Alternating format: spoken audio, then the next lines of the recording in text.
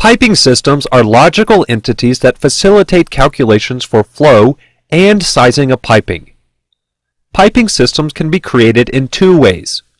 One way is to simply add pipe to connect the plumbing components, and they will automatically be added to a piping system. The other way is to select the components and manually add them to a system. Then you can have Revit generate and lay out the piping. In this example, we'll cover the steps to manually create a piping system. A piping system consists of one or several target connectors and one source connector. However, you do not have to specify the source connector. For example, you would think that a source connector in a piping system would be a pump, but not every plumbing system consists of a pump. So you could specify a pipe connector as the source connector or simply leave the system without a source connector. In this model, we have plumbing fixtures placed in the first floor restroom group in the south portion of the building. There is also a tankless water heater in the utility closet. For these fixtures, we will need a sanitary, domestic cold water, and domestic hot water system. Additionally, there are roof drains on the roof. We will need one or several storm drainage systems for those components. Let's start with creating a sanitary system. In the Level 1 plumbing plan, select a plumbing fixture. When I do, the ribbon changes to the Modify Plumbing Fixtures contextual ribbon. On the Create Systems panel, I'll select Piping. Revit displays the Create Piping System dialog.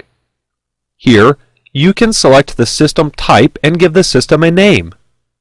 By default, there are several system types for pipe, such as domestic, fire protection, hydronic, sanitary, and vent. However, you can create custom system types to handle the needs of the plumbing systems in your project. When I expand the System Type drop-down, you can see the available system types that this plumbing fixture can belong to. The system types appear because there are pipe connectors placed on the family that are assigned to these types. I will choose Sanitary. You can also select whether or not to open the system in the System Editor. I'll select this checkbox and name the system Sanitary. Then I'll click OK. When I do, the system is created, and Revit enters into Edit Piping System mode since I chose to open the system in the System Editor. Everything on the screen goes dim except for the components in the piping system. Also, Add to System is selected by default in the Edit Piping System panel of the contextual ribbon. So I can begin selecting components with target connectors to add to the system. As you can see, each time I select another plumbing fixture, the element becomes bold, and I can easily see which components I have selected.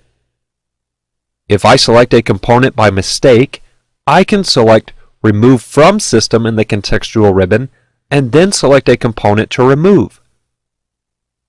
You can also use a window selection to select multiple components at once.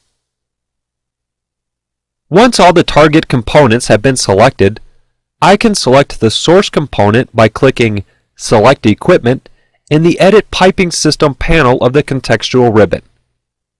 But first, I'll switch to the Underground Plumbing plan. Then I'll click Select Equipment.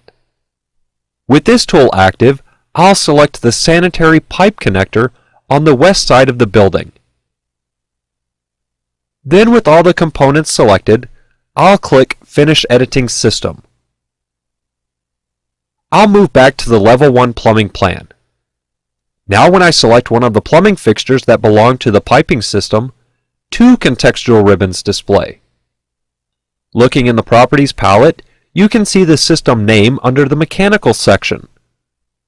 If you had several piping systems created, you may forget what fixture is part of which system. I'll switch to the Piping Systems contextual ribbon. Now the Properties palette populates with the system properties. In the ribbon, in the System Tools panel, you can see the system name in the System selector.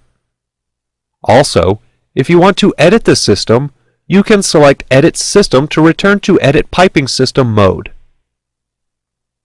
Additionally, if you had not selected the source connector or equipment for the system, you could choose Select Equipment Now in order to do so.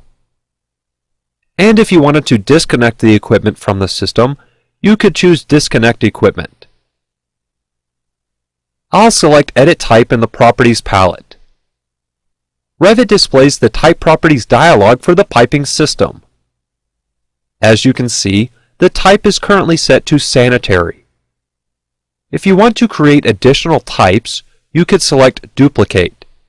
Then you can change parameters for that system type, such as graphic overrides, material, calculations, and several rise-drop parameters.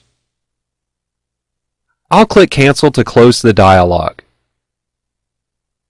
In order to see each system in the project, you can look in the System browser. To open the System browser, switch to the View ribbon. In the Windows panel, expand the User Interface drop-down and select the checkbox next to System Browser. This opens the System browser, which is organized in a tree structure. Currently, the view is set to Systems and All Disciplines. However, you could change this to Zones, or filter the view by a discipline. In the Unassigned branch, you can see that there are several items that have not been assigned to a system. I could continue expanding the branches in order to see the specific items. When an element is placed in the model with some type of connector, it is organized in the System browser under Unassigned, depending on the type of connector. Then, once it has been added to a system, it is organized based on the type of system. For example, when I expand the Piping branch, I can then expand the Sanitary branch and see the equipment or source connector for the system we just created. When I expand that branch, the system name appears. When I expand the system, each target component appears. The flow and size for each item are also displayed. Realize that when I highlight an element in the tree, it is highlighted in the model. Also, notice that when I select one of these components in the tree, several other branches highlight. This is because the plumbing fixtures have several other connectors that fall under one of the other categories. For example, the water closets have domestic cold water connections as well. So as you can see, creating systems can become very complex. They should be used for your benefit. However, you do not have to create a system for every single connector. But be aware that when you connect these items together, a system will automatically be created. Now let's create a storm drainage system. I'll switch to the Roof Plumbing Plan view. I'll select a roof drain. Next, on the Create Systems panel, I'll select Piping. Revit displays the Create Piping System dialog. I will choose Other for the system type and then name the system Storm-1. I'll also select Open in System Editor and then I'll click OK. Next, with Add to System selected, I'll click the roof drain next to the primary drain. Lastly, I'll choose Finish Editing System to create the piping system without specifying a source connector. You should only add components to a system that will actually be connected together. Since every single roof drain on this building will probably not be able to slope and make one drop through the building, I'll create a system for each group of drains that will connect and drop to the main.